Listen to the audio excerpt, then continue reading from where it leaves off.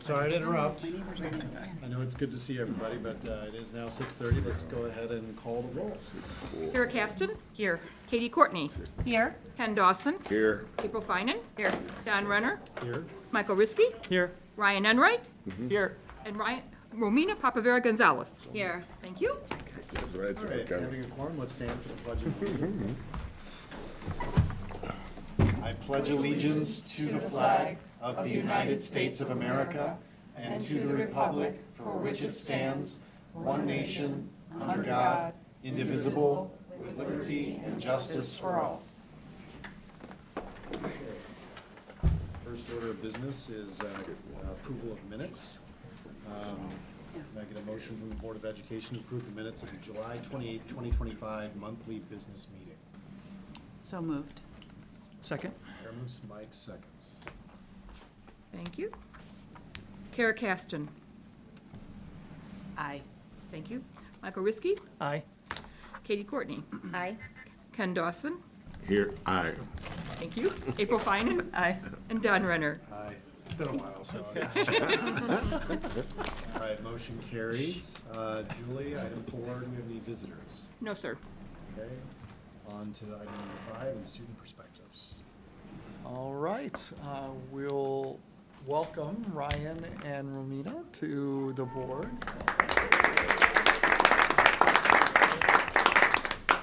So they've had part of one whole day of school today, but we'll invite them to kind of report out on how the first day went, and what they're looking forward to this year. Who wants to go first? I can go first. All right. Well, with the scanning, I think that's the biggest change this year for sure. Something we're all gonna have to get used to. But it went very smoothly. Again, this first day was only scanning into the building. So tomorrow, that's gonna be a little different. It's gonna be every class. But when I got there, it was very, very smooth. I just took my phone out, scanned into the building, and it went perfectly. I didn't have to wait or anything. I could see all the stations ready, all my classrooms. All the teachers knew what to do. It looks like everyone's prepared to take this step forward. I think having both the digital and the physical ID is gonna be really great, just to make it more accessible to students and just a little easier, not, again, just more accessible. But yeah, we'll see how it goes tomorrow. I think it'll go well, but I'm excited. Thank you. Yeah, so Add one thing.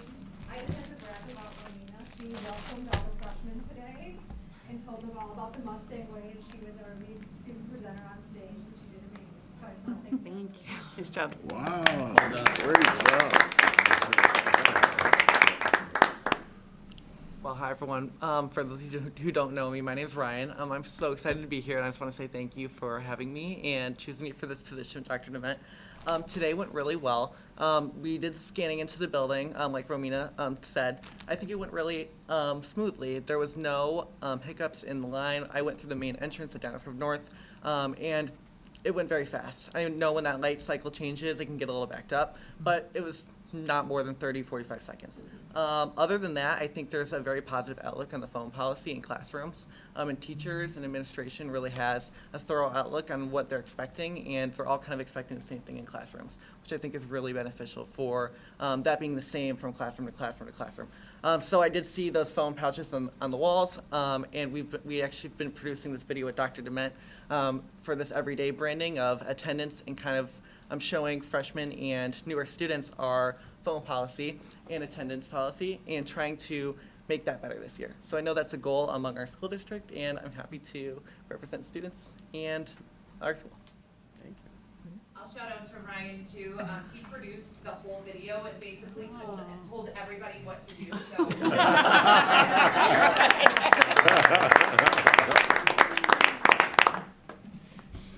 All right. Great thank you both. video. Thank you. It was nice. All right. I'm going to turn it over to Scott for an update on indicators and measures and our 4-year plan update. Thank you. So I'm excited and honored to have Stephanie and Kristen and Dan present to you on the 4-year plan, and I'm super always thrilled on CSSS at both schools of their dedication and passion that they have to serve our students and our families. So I'm going to have them introduce themselves, and then I think Stephanie's going to lead the way in the charge. So Stephanie's going to start, I think. Sorry, Shorty at the mic. And then Hank's going to control the clicker. Just Tell me when to go. Okay, great. Hi, my name is Stephanie Andrews. I am entering my 4th year as department chair of the Counseling and Student Support Services Department. Very excited to be here. You want to go ahead and click? Okay. So as you all know, one of our 4-year plan strategic indicator is to make sure that we have increased student engagement in a post-secondary planning. And when we all think about post-secondary planning, we definitely know that depending on how you grew up or how you were raised, or if you have kids yourself and all of that, you kind of maybe thought it was supposed to be one way or another way, and there was the right way or the wrong way, the good way, the bad way. But we definitely have to make sure we open our eyes, and it's no longer just one single path for all of one size does not fit all. And so I know that we have talked about, you're going to hear a little bit more from my partner about the D99, the PACE framework. And we're just really excited because we have so many resources and avenues to share with our students to help them just think about things. It doesn't have to be just the one alley, one path only. And, you know, we want them all to be happy and successful and productive citizens. So that's one of our main goals. Next. And of course, absolutely none of this could be done. And I'm pretty sure I speak on behalf of Kristen that none of this could be accomplished without our amazing team. That is everybody up there who consists of our CSSS and counselors, social workers, psychologists. Those are the first 3 that everybody just kind of rips off and forgets that, you know, we have student success coordinators. The smaller the numbers, people tend to kind of forget. But every single individual up there, and I definitely want to shout out to our administrative assistants. I know that they work so hard behind the scenes, and they're multitasking with everything. And so everybody on there, Dr. Ludwig for sure at North, and I know Sarah at, is she doctor? Is she doctor? Oh, Miss Corrington at South. I couldn't remember if she was a doctor or not. But anyway, so we are very happy with our team, and we could not and would not be able to do any of it without all of these folks up on the screen. Okay, thanks. So I'm Kristen Borman. I'm the other department chair at Downers Grove South, and I'm just really happy to be here tonight. I was talking to Scott about this earlier, and I just always am excited to have an opportunity to talk about the things that we do in our district. As I was reflecting on the PACE framework and looking at that last slide, I was thinking about the fact that this is actually going to be my 19th year in this district. 25th year in education, and I've been in a couple of different roles within our department over time. So when I think about all of that, and then just the large amount of knowledge that I've even gained in this role over the last, now this will be my 5th year in this position, the framework that PACE provides really does a beautiful job of bringing all of the things together so that we can support our students, especially with that post-secondary planning with career and college, but also that social emotional piece that we do as well along the way to make sure that there are the things that are in place for them so they can really focus and really identify the things that are important to them. So the PACE framework was developed around 2015 through the Illinois State Board of Education. I think that we had both Sarah and Aaron actually do a presentation here a couple of years ago to talk about that a little bit. But just to refresh our memories, when you look at the framework, which we have up here, Illinois State Board of Education provided a template and then asked all of the districts to create this template and really individualize it so that it's personalized for each district. So the framework you see here is what is personalized for our district.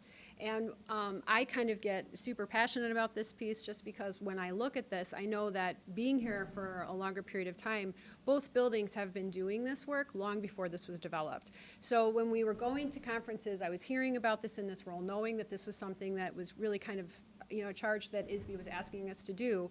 I also knew that this is going to be something that we're very familiar with. It's exciting work.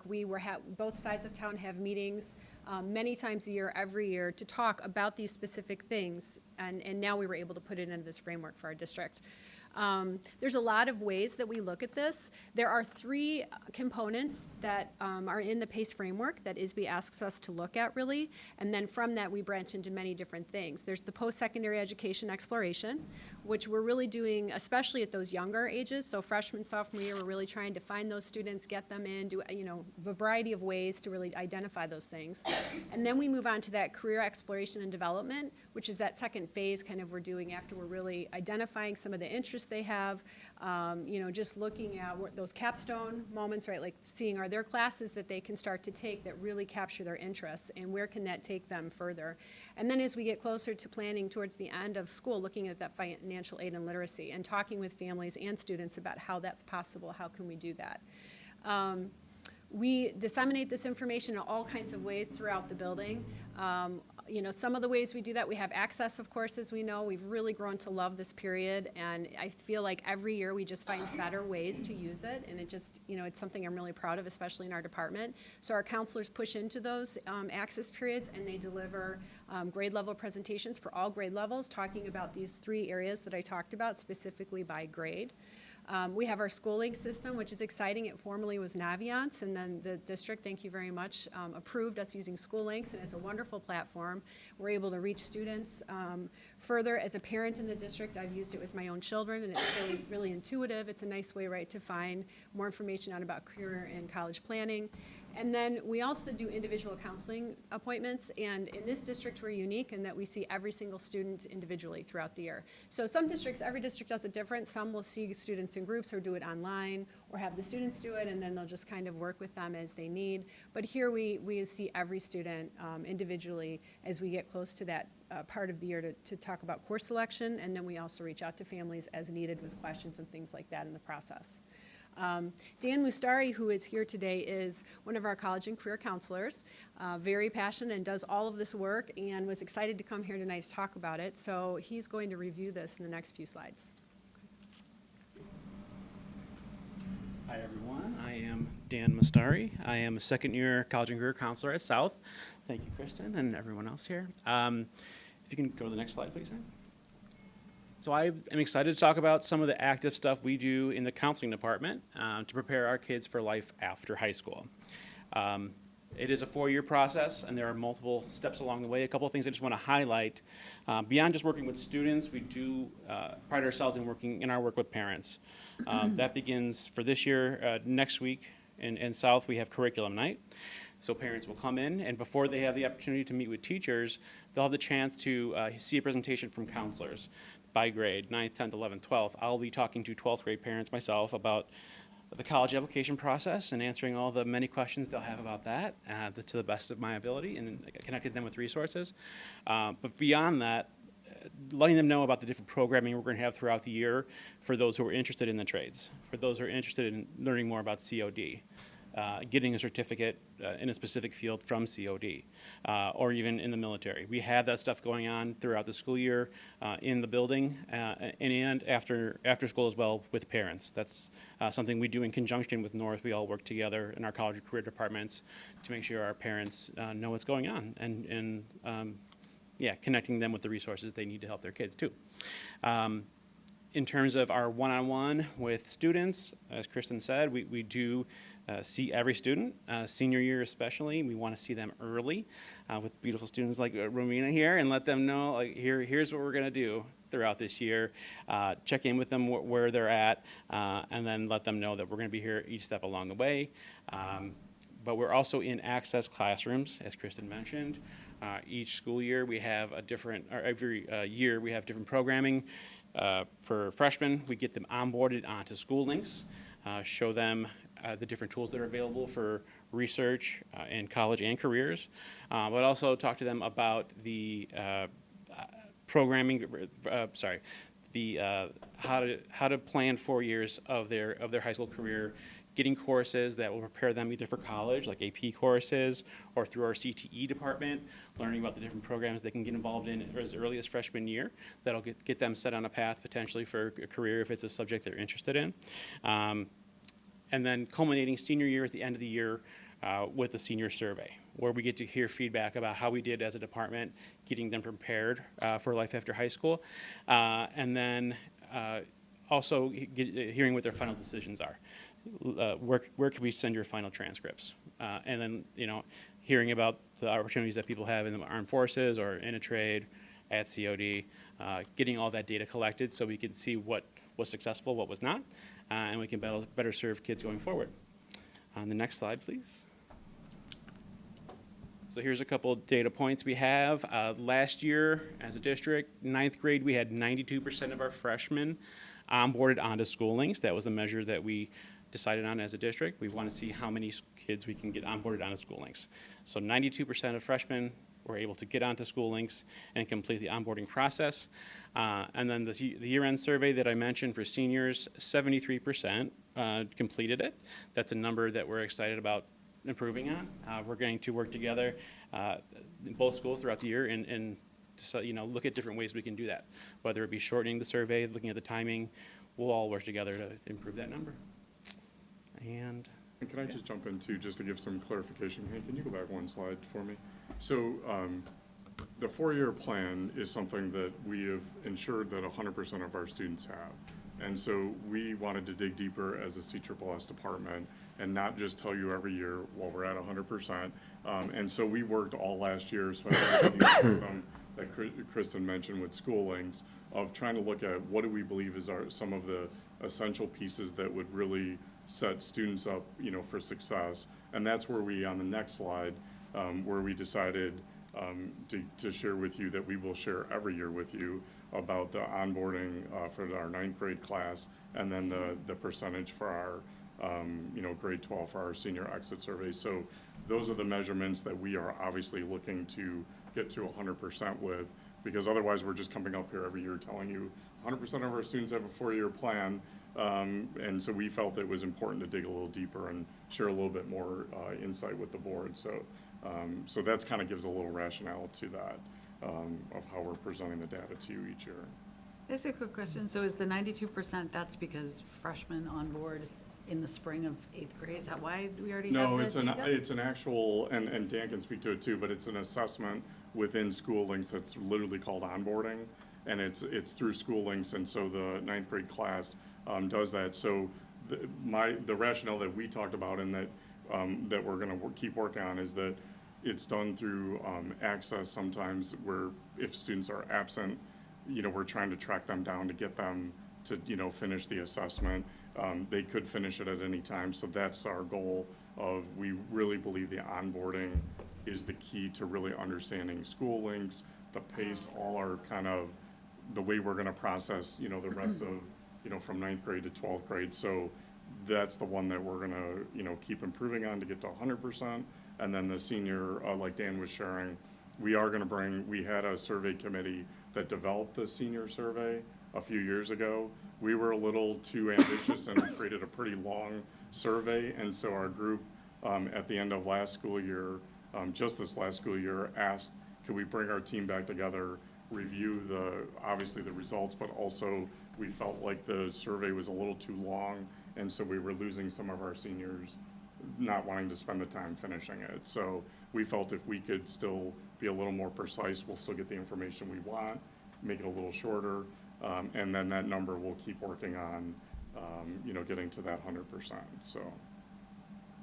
Can I ask a question? Yeah. Can you tell me more about School Links? What is that? Is that Dan, would you like to share a little bit about School Links? Sure. So it's a program. They replaced Naviance. That was the previous program. It's a college and career readiness program. So we use it in multiple different ways. The research part is crucial for us, especially sophomore and junior year. We're really digging into the research piece, into careers, into colleges, where they get to see real data about what careers are in demand, they can view scattergrams for different colleges to see where they are and what schools would be target for them or reach for them. It gives us so much different functionality in terms of how they can search these things. It also does, like the onboarding assessment, it's just a little quick survey that they have to do in order to move forward on School Links, where at the end of it, it's just personality type questions, and it shows them, okay, you're this personality type, and you match with this celebrity, and you might be good at this. People who match that are good at this. And then going forward, beyond the research piece, the real work is done senior year in the college application piece. That's how we transmit our transcripts and our letters of recommendation. It works in conjunction with Common App or regular applications, where we send that data on to the colleges. And does the School Link system assist students who are not college bound? Yes. going into the Yeah, trades? in the career research piece, there's also real-time stuff where they are showing different internships that are available, Right. different job openings in the community. They find all that data and present it to students based on your zip code. And students are encouraged to interact with this platform? Yes, it's every year. Like for sophomores, we dig in deeper into the career exploration piece. We show them how to go in, and after taking that survey, here's how you can look at a career cluster if you're maybe best suited for something in health services. Here are 30 different health services careers that are out there. And here's information about those careers. Here is the degree you would need if you wanted to, or here are certifications that are available. Maybe you don't want to be an RN, you can be a CNA, or you can be a sonographer. You know, there's different options out there there's a lot of different data there for the kids to dig into. It sounds like a really cool platform. It's great, yeah, we love it. Any other questions? Go ahead, Darren. Go ahead, sir. I was curious as far as, well, first of all, I'm very happy to see that South and North are working collaboratively. I think that is really, really important to identify resources and to also utilize network contact opportunities. So that is fantastic. Is there a minimum number of times each student must meet with faculty? Is it once per semester or once per year? Like meeting with the counselor, right? Yeah, Like yeah. So I think we can answer that. I think that the baseline would be each student is meeting with their counselor at least once a year. And that might be, if for nothing, if there's, everything is great, and we do have students like this, they're really independent and, want to work with their counselors, but they're also feeling like they've got this, or they're advocating for themselves, they're talking with their teachers on their own, they're doing those things. We're still identifying those students, and we pull a report so that we make sure we have all of the students accounted for, and then we take attendance at certain times of the year. So at one point, we'll reach out to all of our freshmen, we'll have them come in, and we'll talk about course selection. And that's when we're meeting with them, and if we miss someone, we know this because we take attendance and we know when that student is there, and then we reach out actively to follow up with them. So at least once a year, we're meeting with each grade level like that, and it's usually roughly around between November and the end of January that those are happening. It does take about 2 months because we reach out to every single student. And North and South do this the same way, where we're really actively finding ways to do that, and then we're talking with them. But in addition to that, we have many students that want to see us for different reasons in addition to that. And when Steph and I work with our counseling staff, and we're kind of like shadowing or observing or part of those meetings at times, just to kind of learn more every year and stay active in the process, we know that our counselors are always encouraging students, if you have questions, if you want to follow up, if something's going on, you want to follow up with a question, let me know. Or if a student seems indecisive or unsure, they'll make notes and they'll reach out to that student later just to kind of circle back and say, hey, how are things going? The student may say it's fine, but there's all those kinds of contacts happening when needed. And if for some reason we miss a student, which can happen, not that we miss seeing the student that one time, but additionally, if they need that assistance, then we're always reaching out to teachers, reaching out to families, hoping that everyone, trying to make it as accessible as possible so people can let us know if they want a student to be seen, or they're concerned, or the student's not advocating for themselves, but we still need to see them. And that's once a year for a one-on-one meeting. Correct. Right. Yes, There's a lot thank of other kind of group settings. Well, and Hank, That's true, if Dr. you can go back Feely. to the third slide with the bubbles, we presented to the board, but we made it small this time, so just to reference it, but the bubble on the top right, what we did is we looked at all the different interventions that are happening with CSS, and I know it's small and you really can't read it, but because we presented it on a bigger slide before, we were just kind of referencing it. But those are many of the things that we're doing in terms of like our CSS is doing academic contacts throughout the year. You can, I think it's the green, so you can see how big that bubble is, and that's kind of the scope of a lot of what our team is doing. And so each of those bubbles kind of represent some of the many interventions that our CSS is doing. We do threat assessments, we have personal, like just even like social work or mental health contacts one-on-one. We have group contacts, things like that. There's even a parent bubble in there of how many times really that's kind of representing our communication with families.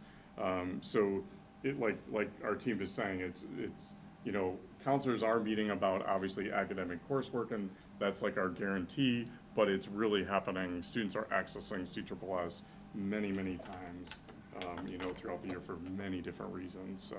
And the access lessons, at North we have senior access lessons twice, once each semester. We do the same thing with our juniors, and then for 9th grade and 10th grade, they meet with them in access lessons just in the fall. But then, as Kristen said, we have the one-to-one once we start planning the course selection to ensure that they're, you know, getting every kind of information they need to help the students choose courses that are going to be interesting to them and help them pursue their passions. And we do the same thing at South. I think the more you think about this, when you think about all the context we make, it is true. We do it in many different ways. We have Erica's Lighthouse and we have Alyssa's Mission, which are two tools that we use to reach out to all of our freshmen in both buildings. And we do presentations in every single class with students in 1 to 2 days usually, just to educate them on mental health, supports in place, how they can access help if they would like. We give them a survey at that time so people can identify if they need additional support, and we follow up with them that same day. So there are lots of ways that we do reach out with students, more than once a year. But for that counseling individual piece, we do reach out with them at least once, if not more. Correct.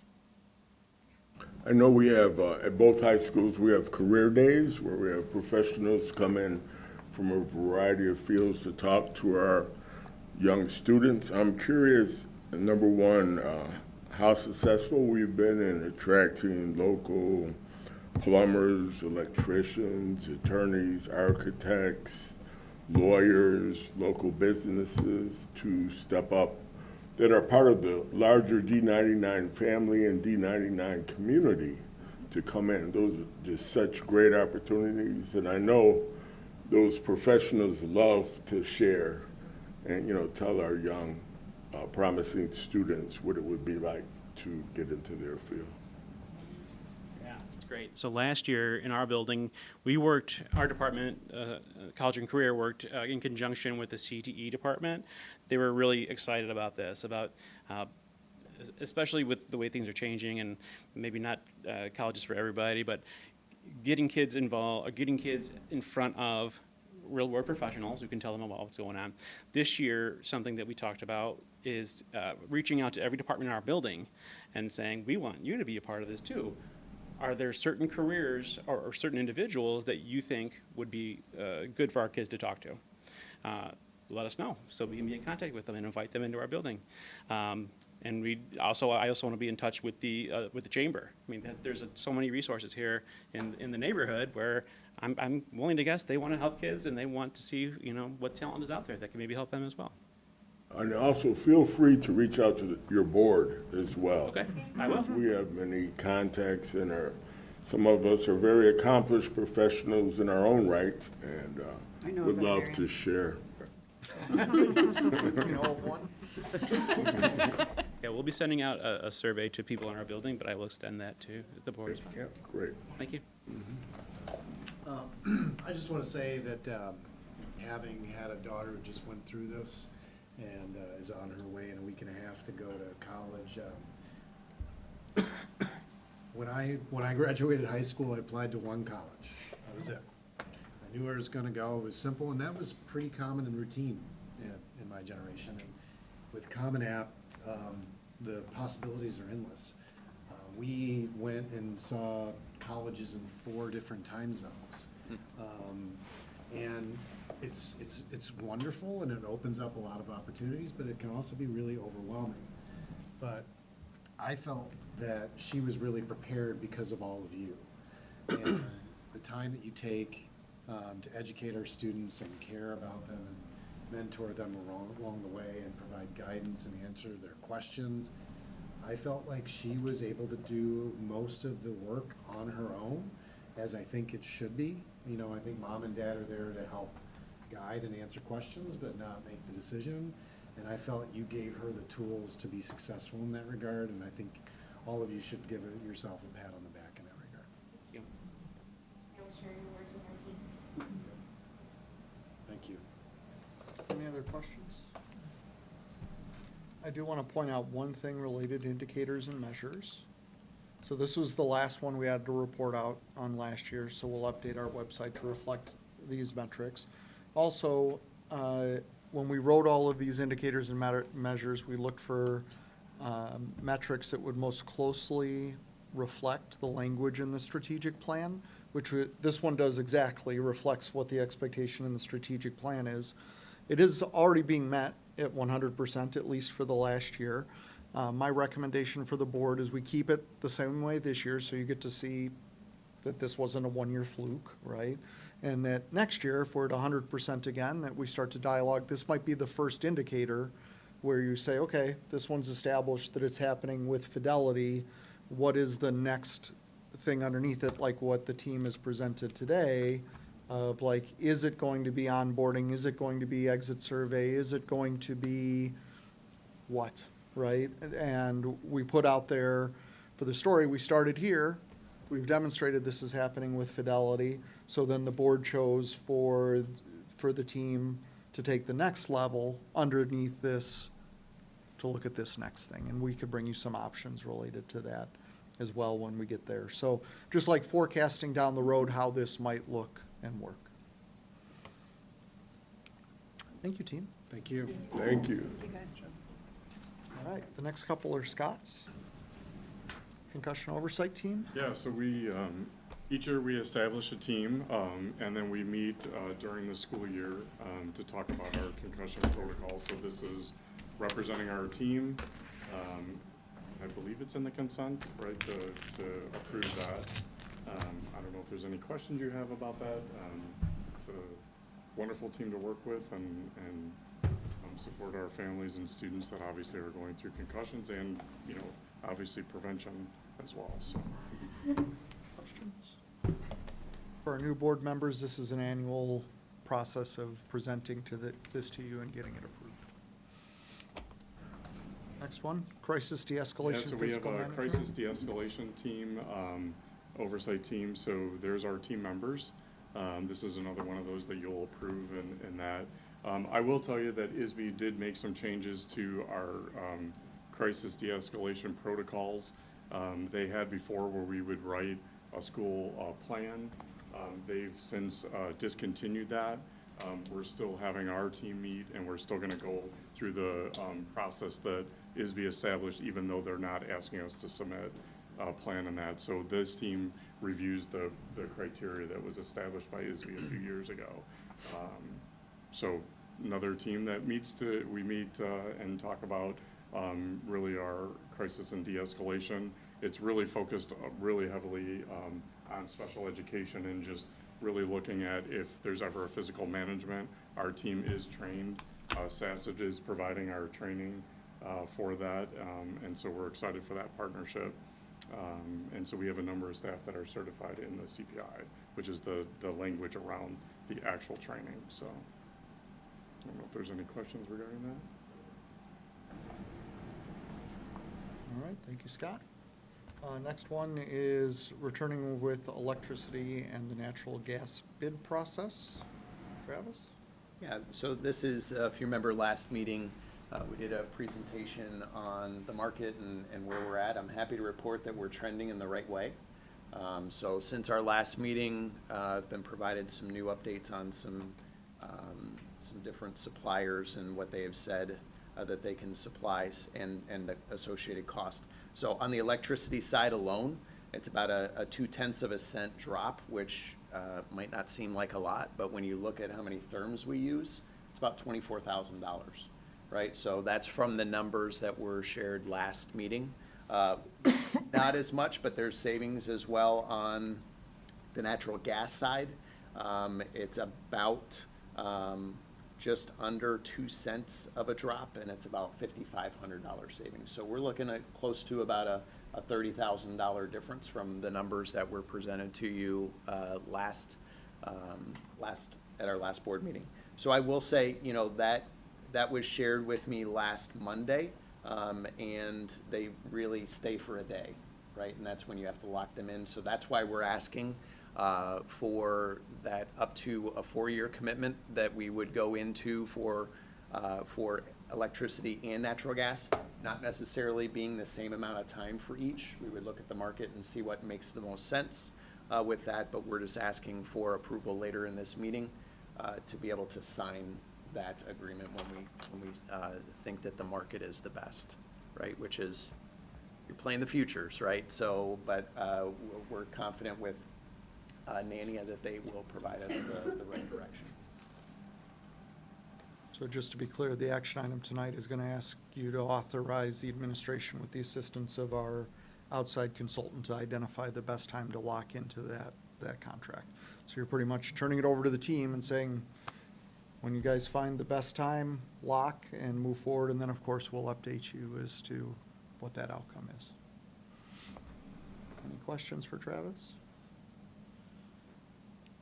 All right, hearing none. The next item is the health, life, safety update. Yeah, so it was just a little bit less than a year ago.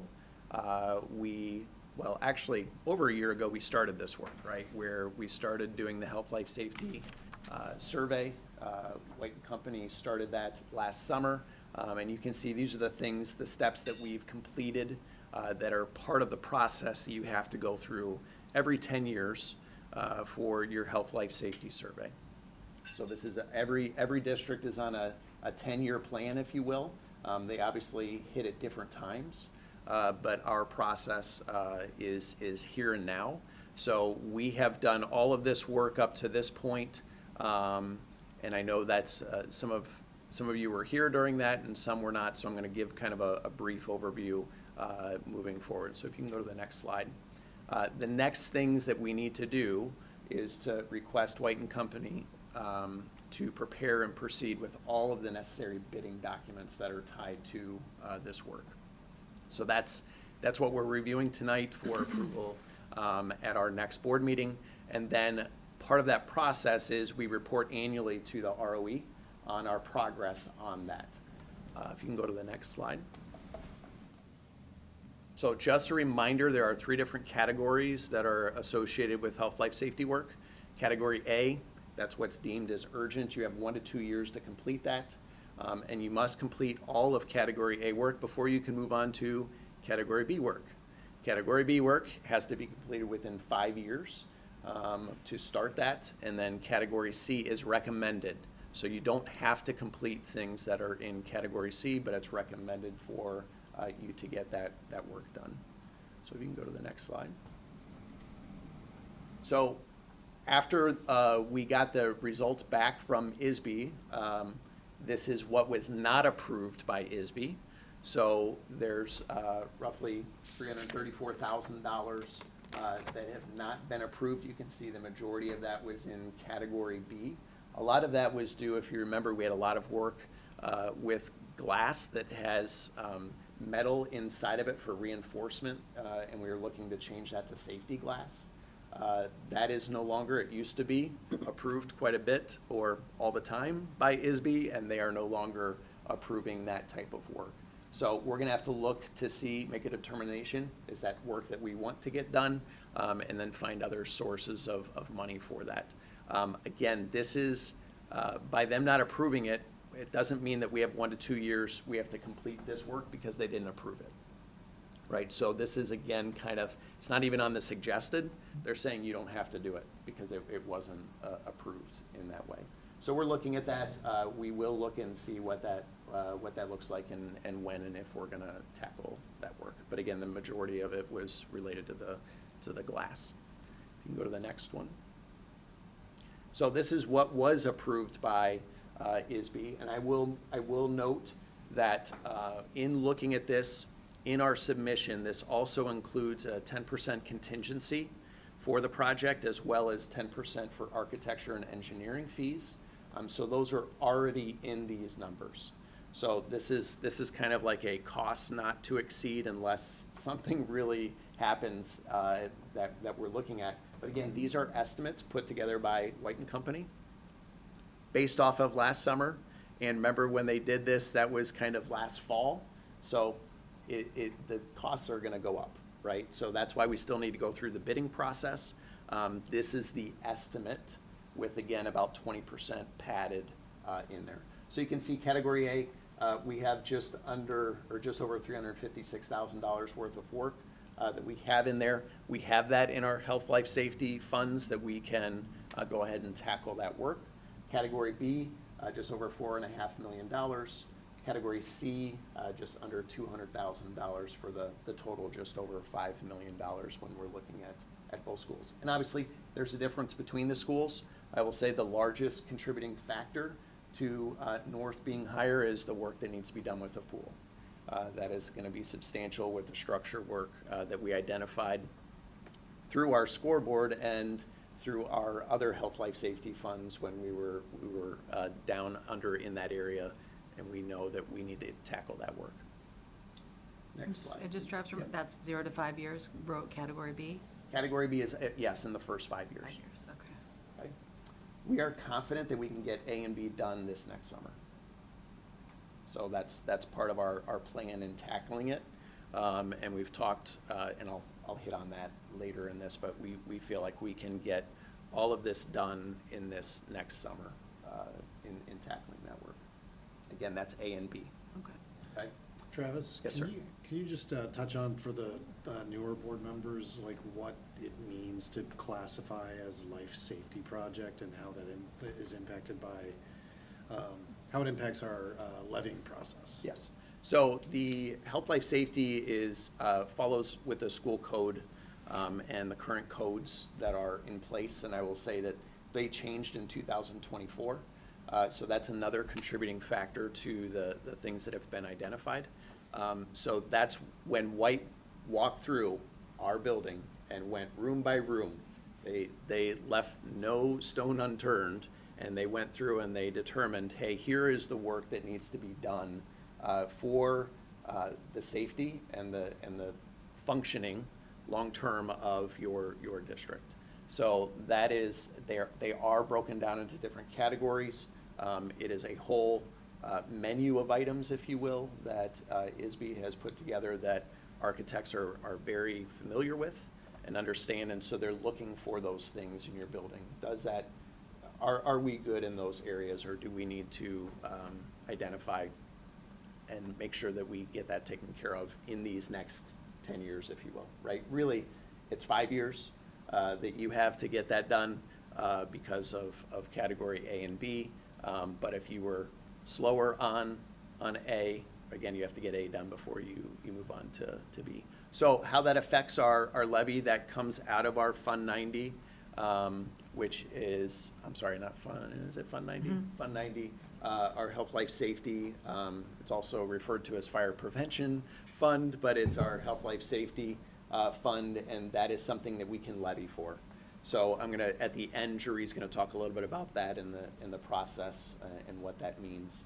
But that is something that we need to coordinate if we're gonna be able to get all of this work done this summer.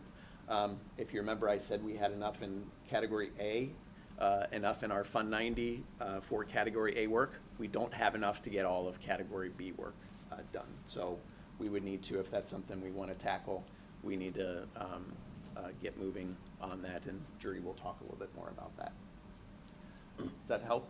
Thanks. Yep. Thank you. So when we look at the estimated cost by category, this is work that we've determined we can do on our own. Okay, so we feel confident that we can do about $70,000 worth of that work on our own without the need to utilize White & Company's services. So again, that $70,000 includes that 20% markup. So actually that will come in lower than that. Some of that work we would need to go out to bid for. We would run that bidding, but some of that we don't need to go out to bid for. We can take care of on our own. You can go to the next slide, please. So this is our work to be bid. Again, that's just under $5 million.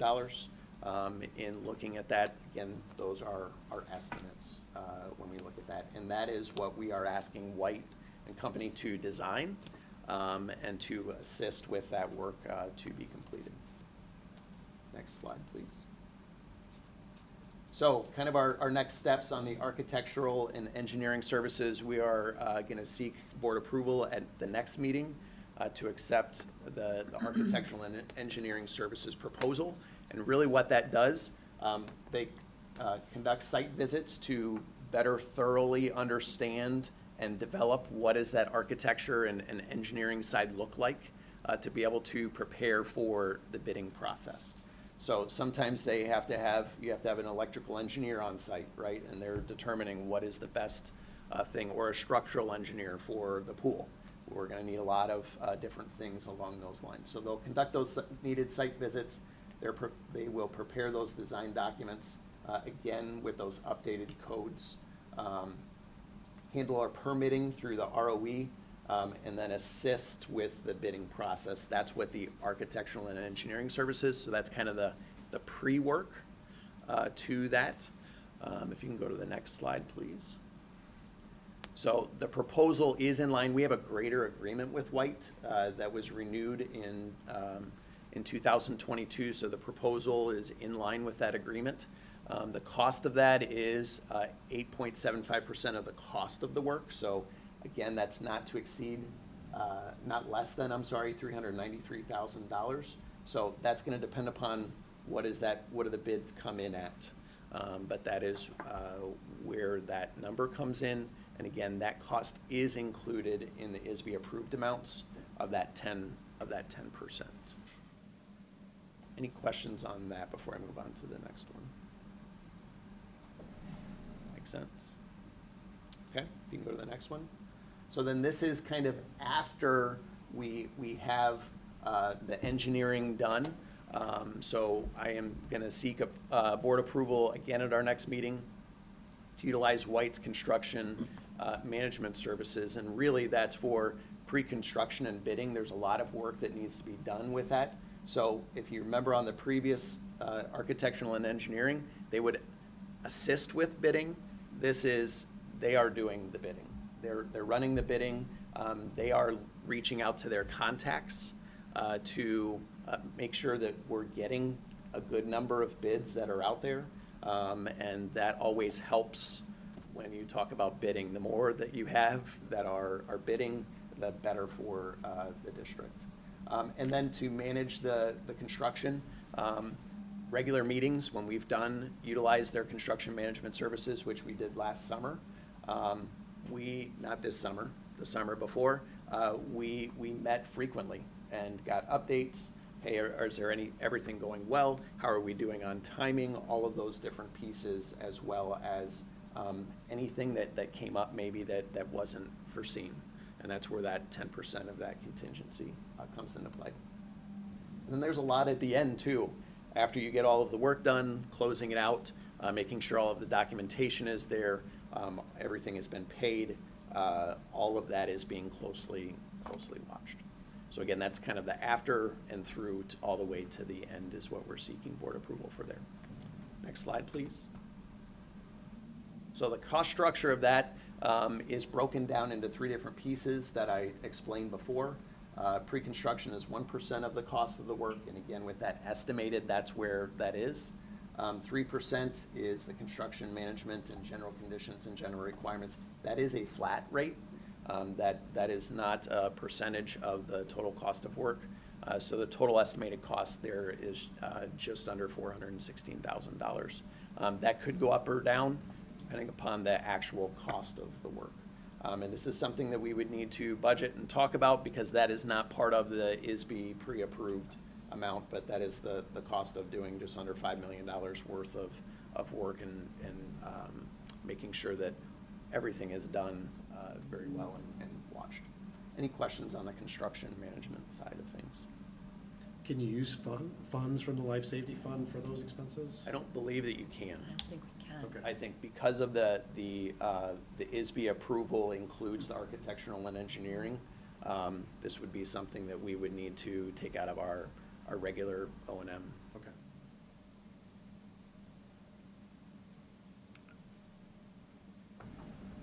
So then, after this, obviously, that planning and bond issuance, and I'm gonna turn it over to Jeree just to walk through kind of our next steps related to that as well. Sure, so we've been working on this, like Travis said, for about a year. I did a preliminary meeting with the bond underwriter at the beginning of the summer, just to try to find out what the timeline would be for issuing these bonds.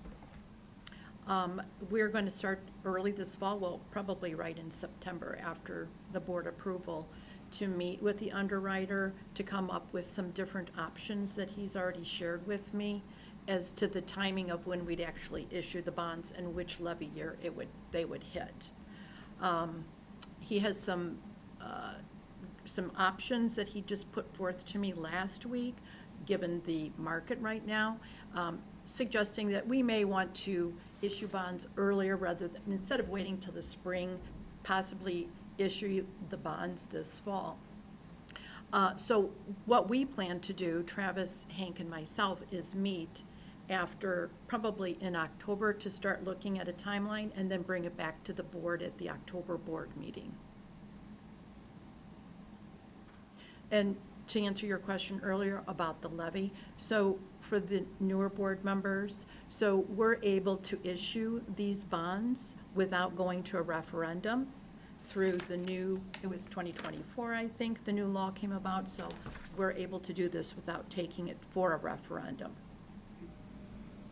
And we're able to levy for those bonds, and it doesn't hit our tax cap, correct? Correct, right, right. And what the underwriter is going to do is look at when other bond issuances are falling off and how to place them, how to ladder the payments out and everything, and we're going to bring that back to the board once we have that information. A $5 million issuance is really relatively small.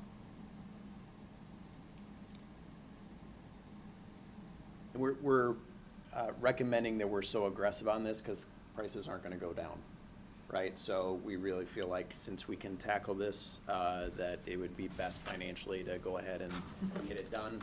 And then we can, obviously there's going to be other work that we're going to need to do in these next 10 years, but we can then say, okay, we're done with that work, and it will help us quite a bit. And what we talked about too, and I see you have it on the slide, is that if we go ahead and issue the bonds, late fall or something, we're going to have the funds available to start the work in the late spring. Yeah, so that does help with our overall timeline where we can get going. And honestly, as soon as if we get board approval for this, White & Company is going to start working on bids. Again, timing of everything, HVAC equipment, takes a while to get, and we have some of that in the needed work. So we need to make sure that, again, thinking ahead, that we get going on the process. But we're not taking action tonight on this? No. Okay. This would be at the next board meeting. Okay. All right, any other questions?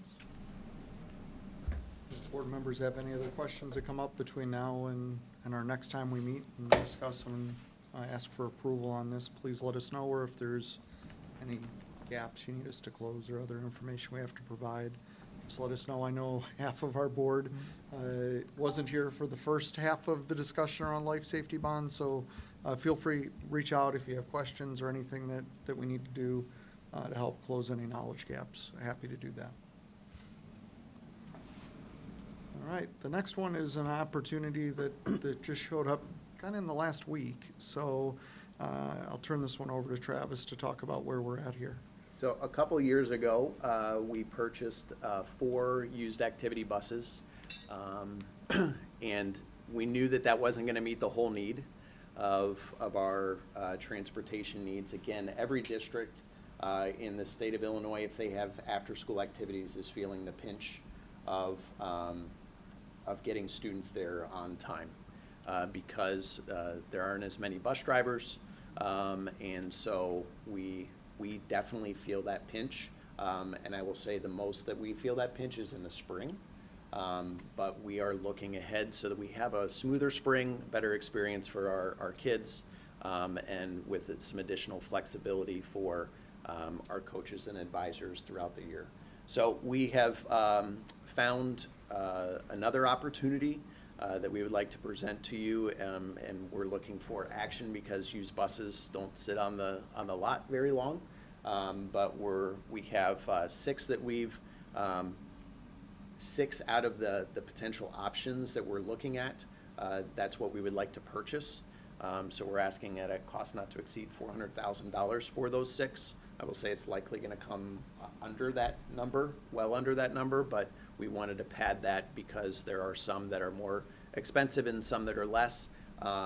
We have tried to coordinate with the company for Luke to go out, our garage mechanic who does a fantastic job for us, to go and get his eyes on them and look through.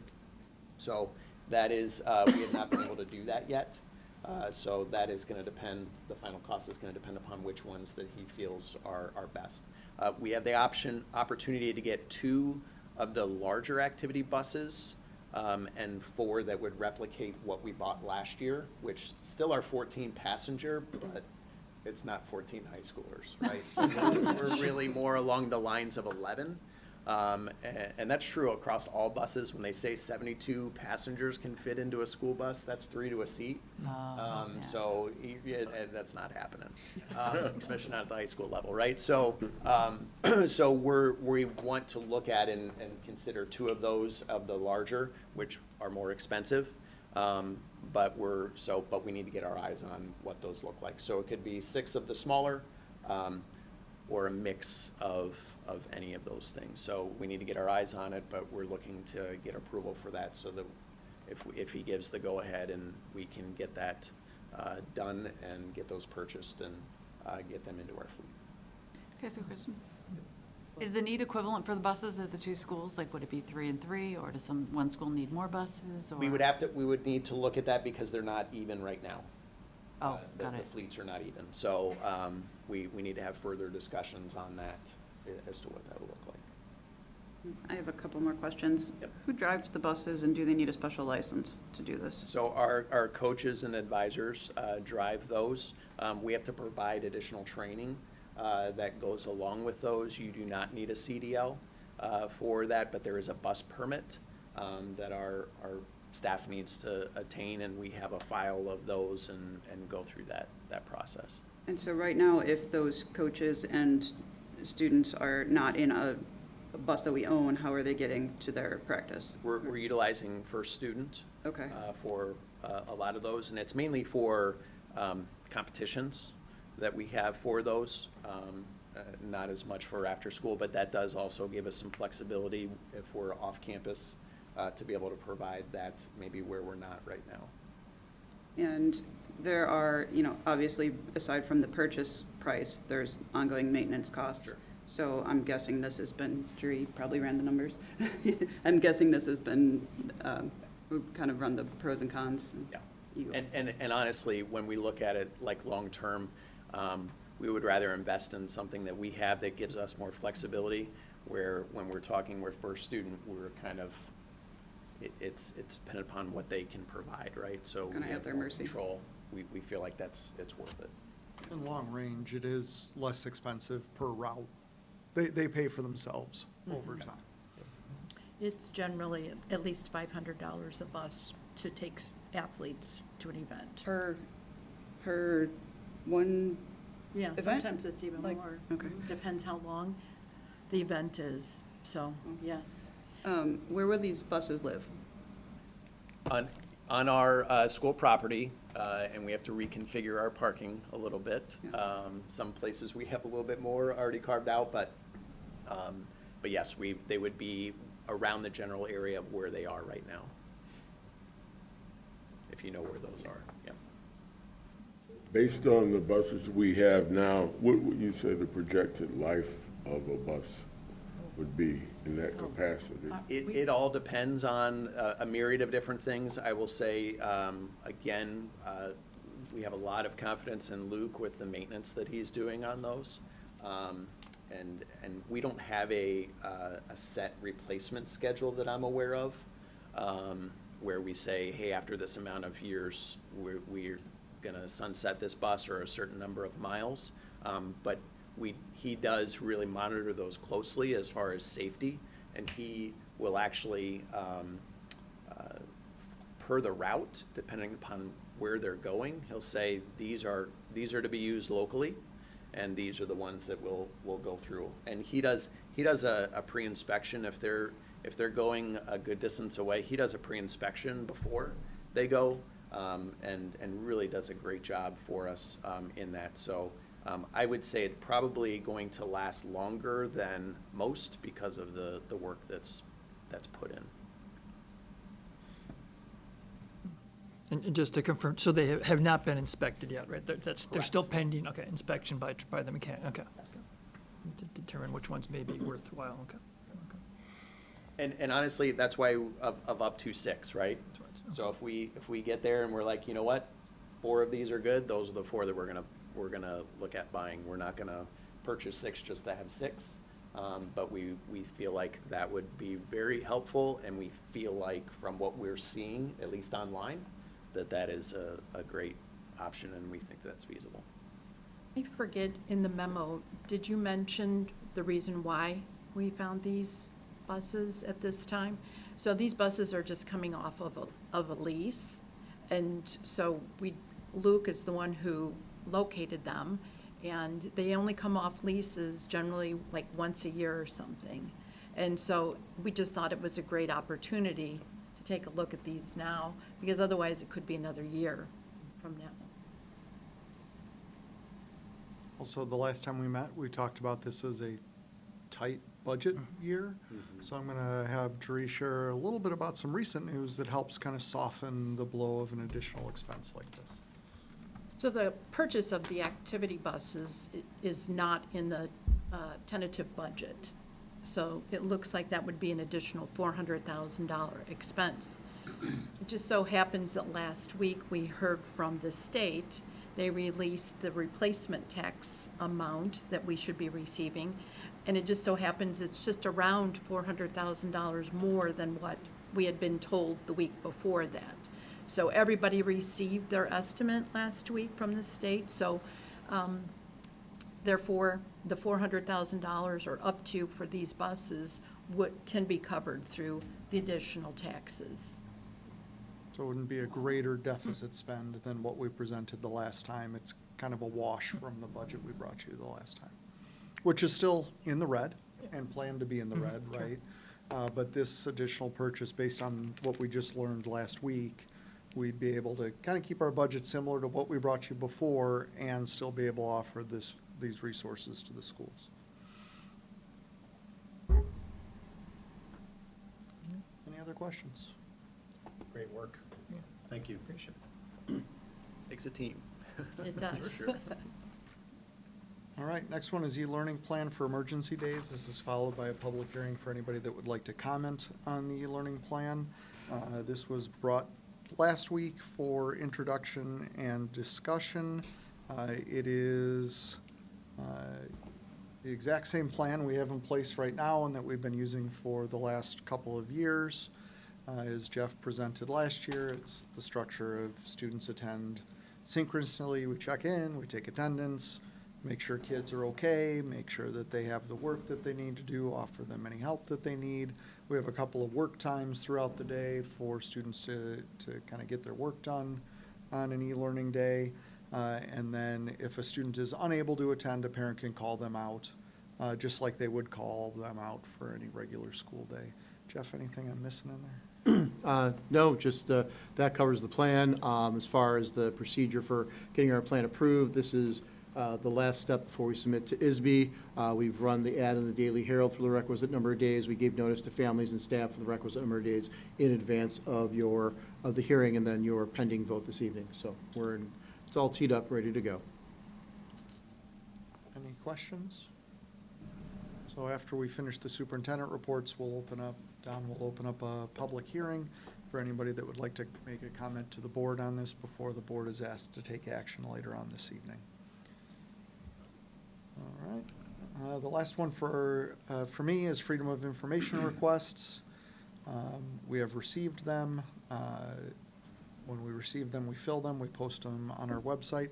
We also all received as a staff training from the board's attorney on the opening day on all of our requirements that every staff member has around FOIA documents. So we've all been trained on it as well. Okay, I'm going to open up a hearing to discuss the board's e-learning plan for emergency days. Is there anyone in the audience who wishes to address the board on District 99's e-learning plan for emergency days? Hearing none, can I get a motion to close the public hearing? So moved. Second? Kara moves and Mike seconds. Thank you. Kara Caston. Aye. Michael Riskey. Aye. Katie Courtney. Aye. Ken Dawson. Aye. April Finan. Aye. And Don Renner. Aye, motion carries. Thank The you. public hearing is closed. Moving on to item 8 on the consent agenda. Before the board votes on the consent agenda, is there any agenda item a board member would like to pull out of the consent agenda for further discussion? Hearing none, can I get a motion for the Board of Education to approve the consent agenda as presented, which includes A, personnel report, appointment certified, appointment classified, B, personnel report, resignation certified, resignation classified, C, July treasurer's report and financial pages, D, 2025-26 concussion oversight team, E, 2025-26 crisis de-escalation and physical management oversight team, item F, intergovernmental agreement with District 58, and item G, acceptance of donation from the Ruckus Films LLC. So moved. Second. April moves, Ken seconds. Thank you. April Finan. Aye. Ken Dawson. Aye. Michael Riskey. Aye. Kara Caston. Aye. Katie Courtney. Aye. And Don Renner. Aye, motion carries. Thank you. On to our action items. Item A, can I get a motion from the Board of Education to approve the district's e-learning plan as presented? So moved. Second. Kara moves, Ken seconds. Thank you. Kara Caston. Aye. Ken Dawson. Aye. April Finan. Aye. Michael Riskey. Aye. Katie Courtney. Aye. And Don Renner. Aye, motion carries. Thank you. Item B, can I get a motion from the Board of Education to approve the administration entering into supply agreements effective June 2026 for electricity and natural gas for terms not to exceed 48 months? So moved. Second. Mike moves, Katie seconds. Thank you. Michael Riskey. Aye. Katie Courtney. Aye. Ken Dawson. Aye. April Finan. Aye. Kara Caston. Aye. And Don Renner. Aye, motion carries. Thank you. Item C, can I get a motion from the Board of Education to approve the purchase of up to 6 14-passenger activity buses at a cost not to exceed $400,000 for 6 buses? So moved. Second. Kara moves, Katie seconds. Thank you. Kara Caston. Aye. Katie Courtney. Aye. Ken Dawson. Aye. April Finan. Aye. Michael Riskey. Aye. And Don Renner. Aye, motion carries. Thank you. Item 10, old business. Old business is second reading and approval of the board protocol document. This was presented by Kara and I at the last board meeting. Since then, I haven't received anything for review. So it's as presented is in there. The key changes are about some of the onboarding practices with new board members, and then moving forward, each board member reaching out and letting me know what your normal kind of communication flow and interaction would like to be. Is it as needed? Would you like a standing time? You know, however it is that you best want to check in. I just need each of you to let me know so that then we can follow up with whatever that structure is going to be for this school year. You're not locking into it for life either. If at any point you'd like to change that structure, you just got to let me know and we can adjust. So, Kara, anything else I'm missing on there? All right. Can I get a motion from the Board of Education to approve the board protocols as presented? So moved. Second. Katie moves, Ken seconds. Thank you. Katie Courtney. Aye. Ken Dawson. Aye. April Finan. Aye. Michael Riskey. Aye. Kara Caston. Aye. And Don Renner. Aye, motion carries. Thank you. Item 11, new business. No new business? Item 12, Julie, do we have any other visitors? No, sir. Okay. Moving on to communications. Can I get a report on, let's do Len first. Kara? So I joined the executive committee of LEND this year. We had our first meeting a week ago to talk about kind of priorities for the year. We're meeting again in another week or two, and we don't have our first all-group meeting until mid-September, right? Yeah. September 19th, I think. So I don't have anything else to add. from what Gina and I I did. both serve on the mandate committee, and we had a meeting this month. I don't know, recently. And similarly, working on the legislative agenda and topics of major concern this year. I would say in the upcoming veto session, pay attention for a lot of discussion around Tier 2 at the state level and what funding might mean for that. There's a few other leftover kind of legislative items from the spring that might pop back up. And then as we know more on what the long-term legislative agenda is for the year, I'm sure Kara or I will report on. I'd like to commend Kara for taking on a leadership role at Lend. I think it's really important that District 99 be represented on that executive committee board. I've previously served, I think Nancy Kupka served previously to that. So D99 has always had a very strong voice on Lend, and Kara is continuing that tradition, so thank you very much. We'll skip SACID because Chris is not here. I can report on Oh, it okay, for Chris. sure, Yeah. sure. Where we're at right now is really same thing here, yearly budget, getting that presented and approved. A lot of focus right now on long-term facilities. Our lease ends in one of our buildings in 3 years, and then we also have some challenges in kind of how SACID really uses school locations across the county, so we kind of lease classroom space in a variety of different schools in our member school districts. So we're trying to figure out a long-term plan for facilities and try to make that fit within the overall budget. As you can imagine, that's a pretty complex puzzle. So over the upcoming year or so, this will be something that both Chris and I will be updating you on as it progresses. We're very early in trying to figure out what our needs are and what our options are. It's also very complex in the fact, some of you are new, and even those of you that are veterans, the way that SACID is mapped across the county, is really the middle of the county. None of those districts are SACID districts. So it's really weird that it's up north, kind of east, or east and west are where those districts are. So trying to find if it's like a single central location, or is it more geographical, are some of the issues that we'll be talking through over this school year as well. So it isn't SACID's a topic where you generally get some updates of like things are going fine. Here's what they're focusing on right now as a board and member boards. There's going to have to be a little more involvement in coming back to boards as we look at like long-term lease options and those kinds of things, as we look at facility planning for a cooperative, much like the conversations that we had tonight for our own district. So a lot to come on that in the coming year. Thanks, Dr. Thilly. Katie or April, any report on the foundation? I wasn't at the last meetings. Was it discussed? Yeah, we talked about it last time. We haven't had a meeting since. There's been no change. We have a meeting on Wednesday. Okay. Also about the foundation had presented at the Institute Day, which was very well received by the teachers, and further opened the line of communication for where they should go if they want to apply for a grant. It was really exciting, and I think hopefully it will bring more people to the foundation as members, and let people know, all the great work that the foundation is doing. So I think it's a new day for the D99 Education Foundation, and these two ladies are a big part of it, and looking forward to a great year. It was a really nice presentation by one Mrs. Lawson. I heard a lot of really good feedback on her presentation and the excitement, and teachers really heard her.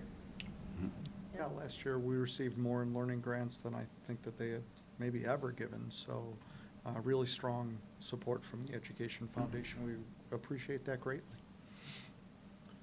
Ken, any updates on IASB? Yeah, ISB has a really exciting fall lined up. In September, we have the Super Saturday for the new board members, and we're looking forward to you guys attending that and bringing back useful information. One of the topics is 7 things I wish I knew before I joined the board. So I'm very curious as to what they are, and hope that you will bring them back to share with us. So that's exciting in September. Then October 29th is our DuPage Division dinner meeting, which is held at the Carlisle Hotel.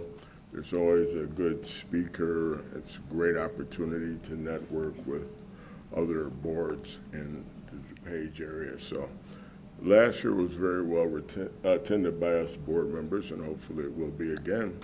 And then in November, the big joint annual conference where we network with boards members from across the state of Illinois, get a chance to learn best practices and share all of our best practices and accomplishments with our peers around the state. So, and it's a very exciting fall. Thanks, Ken. Upcoming board meetings, our next board meeting will be September 8th here at the ASC. We'll have a workshop meeting at 6:30 p.m. Followed later that month on September 22nd for our monthly business meeting, again, here at the ASC at 6:30 p.m. All right, can I get a motion to adjourn? So moved. Second. And that's just all in favor, right? All in favor? Aye. Any opposed? No, we are adjourned. Have a good That was Karen, Ken, correct? I'm sorry? Carol was the one who moved.